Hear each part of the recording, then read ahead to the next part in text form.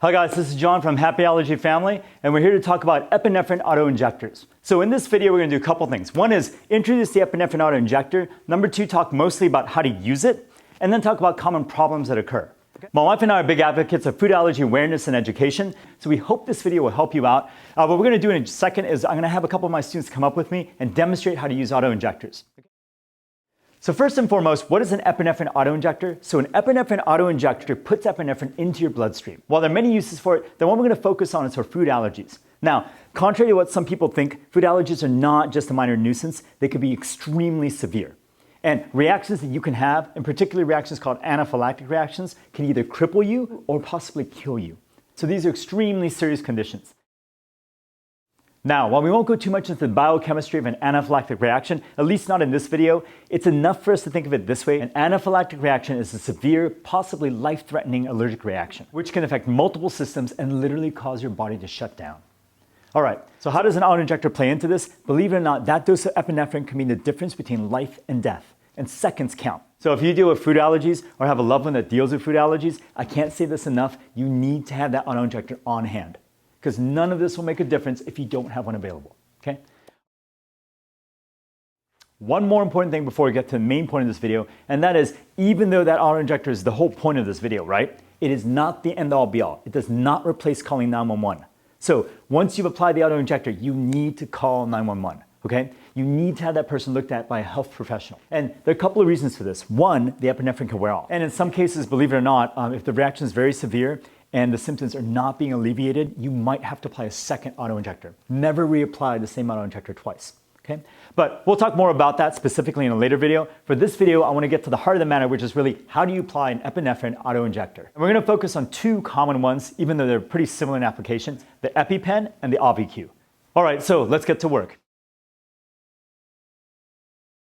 So the Auvi-Q applicator will actually talk you through it, but like I mentioned before, muscle memory is important. So hopefully if you've done this enough times, you won't have to listen to it. But it's always good to keep an ear out. Let's try this. So we take the guy, we remove it from its case. All right, so like the EpiPen has that blue safety, this one has a red safety. And it's actually telling me that if we're not ready to use it, we replace it. So we're going to take this red seal here and pull it off, okay? And so now, like it says, take the black end and push it firmly against the outer thigh. So I'm going to apply it to the outer thigh, like so. So this one you'd actually apply for a couple seconds, but it will actually tell you when it's done, right? So again, like I said before, I think it's very good to have muscle memory, especially when it comes to an emergency, because everything in an emergency seems complex. So same steps. So you take the epinephrine applicator, you remove it from its case, right? There will be a red cap here. You remove that red cap, and you apply it to the outer thigh just like before. All right, so here we have the Auvi-Q. The first thing you're going to do is remove the case.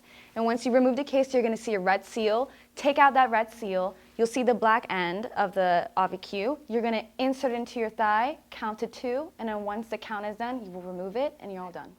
So here we go, removing the case, taking out the red seal. And then we're all done.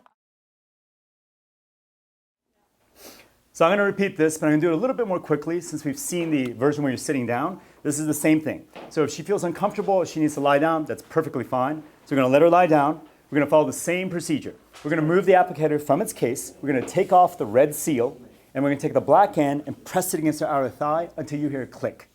Then you can count off 2, but the Auvi-Q should actually do that for you. So let's demonstrate in real time. So you take it, remove it, take the red seal, remove that, take the black end against her outer thigh till you hear it snap, and then we count off 2. And then we remove it. I've got to offer a big thanks to all our staff that helped out, and of course my wife for organizing and masterminding this whole event. And in fact, hopefully what we'd like to do is do a series of events in honor of Food Allergy Awareness Week, because the more we can spread awareness about food allergies, the better off everyone is, okay? But now it's time to fulfill the final point we made in the beginning of the video, which is common mistakes I think might occur, okay? So number one, I just happen to have this one on me, so I'm going to use it in the demo. But this applies, of course, to any auto-injector. I think a common mistake to be aware of is the fact that people sometimes forget to remove that safety. Okay? Now, in the heat of the moment, it's very easy to get stressed out and confused. It's natural. It happens to anyone. Okay? Whether it's an EpiPen or an Auvi-Q or anything else, it doesn't really make a difference. If you don't remove that safety, nothing's going to happen. If in the heat of the moment something's not working out and you don't understand what's going on, it's always good to check and make sure that safety is removed. Okay?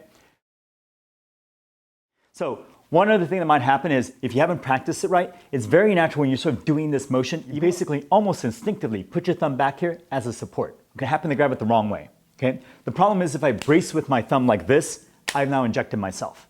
It's not so much an issue for the person that's actually receiving the injection. The danger is for the person that needs that dose. So resist that urge to put that thumb on top, grab it strictly by the barrel. But in an emergency situation, the only way to really have this down is to build muscle memory. Which brings me to my third and final point, which is kind of all-encompassing, but as an instructor, I can't leave this out, and that is you need to build muscle memory. So now you might be thinking, this procedure is pretty simple. I don't think I have to worry about it. And that might be true, but more often than not, in an emergency situation, everything counts. Things that seem so simple and obvious when you sit back and think about it become immensely difficult in the moment. But if you need an auto-injector, or if you're a parent, right, that has a child that might need an application of an auto-injector, it's so worth your time to build that muscle memory, even if you think the procedure is so simple. My wife and I and the rest of the Happy Allergy family team, we're always looking for ways to improve our message. So if you have any tips or suggestions, or are there any videos you'd like to see? So if you're curious about any of that, please let us know, and Happy Allergy Food Week.